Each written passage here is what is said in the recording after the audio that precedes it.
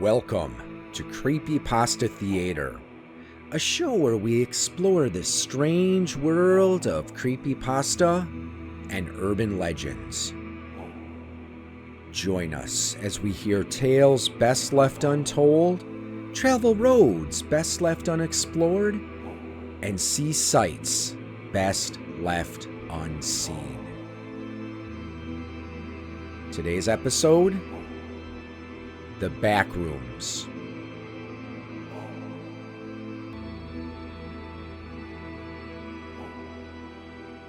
If you're not careful and no clip out of reality in wrong areas, you'll end up in the Backrooms, where it's nothing but the stink of moist carpet, the madness of mono yellow, and endless background noise of fluorescent lights at maximum hum buzz, and approximately 600 million square miles of randomly segmented empty rooms to be trapped in. God save you if you hear something wandering around nearby, because it sure as hell has heard you. This paragraph introduces us to a mysterious location called the Backrooms. The most common image associated with this place depicts what appears to be an empty room illuminated by fluorescent lights. The floor is covered with a dull yellowish-brown carpeting. The walls are yellow with a subtle pattern. The photo is at a slight angle, giving the image an unsettling feel. It is not known where this location is, or even if it really exists. There is certainly a possibility that this image is the result of digital manipulation. Strangely enough, the photo we associate with the Backrooms originally had nothing to do with the place it has come to represent. It originally appeared on April 21st, 2018, in a forum thread on 4chan about cursed images. On May 12th the following year, another anonymous 4chan user invited others to share pictures of places that feel off, and posted the picture of the yellow room. 2 days later, another anonymous user included the now famous passage, and the Backrooms were born. The phenomenon of the Backrooms continued to grow, with many users contributing information on the various levels of the Backrooms. But what are the Backrooms, and why have they become so popular in the realm of creepypasta? That is the question we will explore today. For the uninitiated, no-clipping is a term from video games describing what happens when a player passes through a physical object or barrier. Sometimes this can be done intentionally. Other times, it is completely accidental.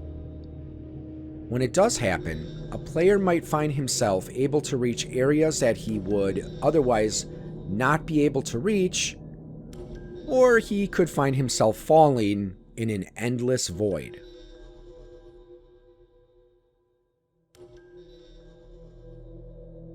So what then, you might ask, happens if someone no-clips out of reality? If you fail to clip, you find yourself in the Backrooms. Originally, there were only 3 levels to this place. Level 0, also known as the lobby, is the first level of the Backrooms. This is the level newcomers will start in. Level 0 is believed to be one of the safer levels. There are fewer entities, and several outposts of trapped humans that might be able to offer aid.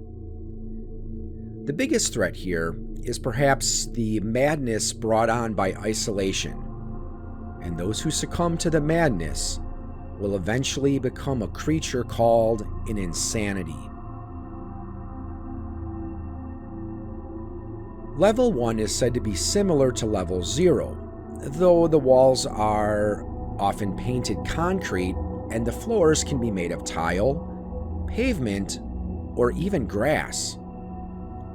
The entity count is higher, though the level is still considered safer than many of the other levels. Sometimes, lights will flicker on and off, even going out for hours at a time, which makes level 1 very dangerous. This level is also entrance to a place called the Hub, a safe space where entities cannot enter. The Hub contains entrances to levels 0 through 2. Level 2, for a while, was the last of the known levels. This level is often described as being similar to a maintenance corridor. The walls and floors are made of concrete, and the walls are lined with pipes. Temperature in this level can be hot, even unbearable, often reaching 100 degrees or more. The entities here are very hostile and should be avoided at all costs. As the Backrooms gained popularity, users on various forums and wiki sites submitted more levels. Some of these include Level 5, the Terror Hotel. This level appears as a luxury hotel from the early 20th century. The level is home to a group of people who disappeared sometime in the early 1900s, including famous pilot Amelia Earhart and Captain Edward Smith of the Titanic. This level is also home to a squid-headed entity that preys upon the sanity of travelers. Level 9, also known as the Suburbs. This level appears to be an infinite suburban area stuck in the midnight hour. But don't be fooled by the familiar appearance. This level is infested with hostile entities. Level 52 appears to be an endless hallway in a school. Travelers here can encounter entities called students and teachers, as well as an entity known as the principal. These entities are generally not hostile, and some will trade with travelers. Level 68, which appears to be a movie theater. However, those who sit down in the theater seats will slowly be consumed alive while watching the movie. Level 75, which appears to be a vast library inhabited by hostile librarian entities.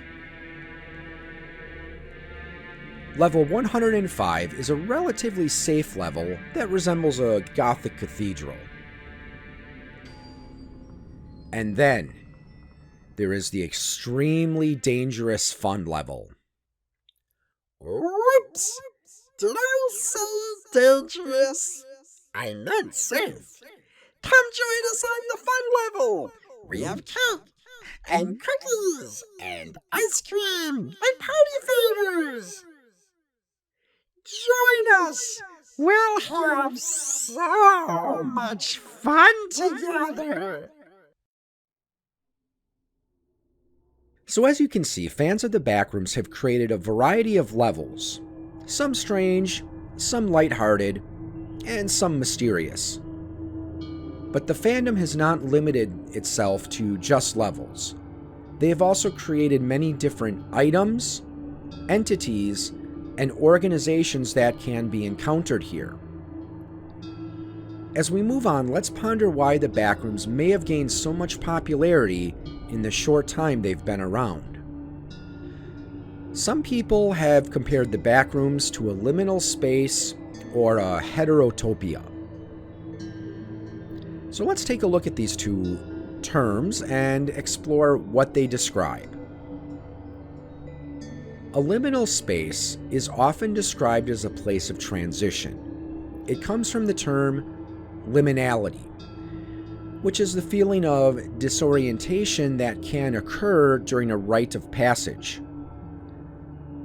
Consider a ritual meant to initiate one into a religion. After the ritual begins, the initiate is no longer truly among the ranks of the uninitiated, but they haven't quite crossed over to the realm of the initiated. At this point, the participant stands at the threshold between two worlds, of which neither he is truly a part of. Liminality could also be applied to physical places. Ancient religions often believed mountaintops and caves as a sort of liminal space. Each represented a halfway point, whether it was below heaven and above the earth, or below the earth but above the underworld. This quality gave them special significance, and many cultures from around the world have holy mountains and caves. The idea of liminality even extends to the afterlife, such as the Catholic belief in purgatory and the Muslim belief of El-Araf. Both of these places are believed to be for souls who did not commit grave enough sins to deserve the punishments of hell, but did not do enough to earn a place in heaven. Despite their neutral state, these souls might still achieve salvation one day through the grace of God. In modern times, liminality has become attached to a certain type of photo that has gone viral on sites like YouTube and Reddit. While some people call these images liminal spaces, other people disagree with that term and just like to call them places that seem oddly familiar. These images usually depict things like empty school hallways, office buildings, or vacant shopping malls. Usually, these pictures are low quality and have poor lighting. And for some people, they can invoke feelings of loneliness, isolation, or even nostalgia. For example, consider an image of an empty arcade. Now, for me, an image like this does invoke a sense of nostalgia. I grew up a child of the 80s. I spent my fair share of time in those establishments. However, for someone who grew up in later times, past the days of the golden age of the arcade, or who grew up in a place where arcades were not common, an image like this probably wouldn't invoke the same feelings of nostalgia that it does for me. YouTuber Solar Sands has a good video on liminal spaces, and I highly recommend you check it out if you are interested in that kind of thing. Heterotopia is a term coined by French philosopher Michel Foucault. If a utopia is a place where everything is good, and a dystopia is a place where everything is bad, a heterotopia is a place where things are different. Heterotopias are places that can be uncomfortable, but can also be places of transformation. A mirror is a good example of such a place. It shows us a reflection of the way things are. But while the mirror itself is real, the place it shows us is not. It is a reflection of our world, but not a place we can travel to. Prisons and mental asylums are also examples of heterotopias, as they are places that exist alongside the mundane world, but follow a different set of rules. Another common example of a heterotopia is a museum, as it is a place that exists within the current time, but houses relics of the past and preserves them. I would also argue that a place can be both liminal and heterotopian at the same time. A good example might be found in some neo-pagan religious rituals. A common practice is to create a sacred space. This is done by casting a circle. The participants will usually start by speaking invocations meant to keep out hostile spirits, as well as invite in various gods to attend. Once the ritual is complete, the circle is withdrawn and the entities are dismissed. Similar, though not necessarily as elaborate, practices can be found in other religions as well. Regardless of the religion, the purpose of these rituals is to create a place that still exists in the physical world, yet at the same time becomes separate from it. Holy ground becomes a location where mortals can connect with the divine and where the sacred and mundane overlap, even if just for a short time. So how does this relate to the Backrooms? Because the Backrooms are a place that is neither here nor there. It is a place that is somehow connected to our world, yet separate from it. It is a place that looks familiar, yet is alien at the same time. Find yourself there and you are like a soul in purgatory, not knowing if you are stuck there forever or if you will someday be saved. But perhaps what makes the Backrooms a popular creepypasta is because it doesn't bring us face to face with a supernatural entity, but something far more basic: the fear of isolation. Humans are social creatures, so on a subconscious level, the fear of never being able to see one's home, one's family, or one's friends ever again is possibly far more terrifying than any monster we could possibly come up with.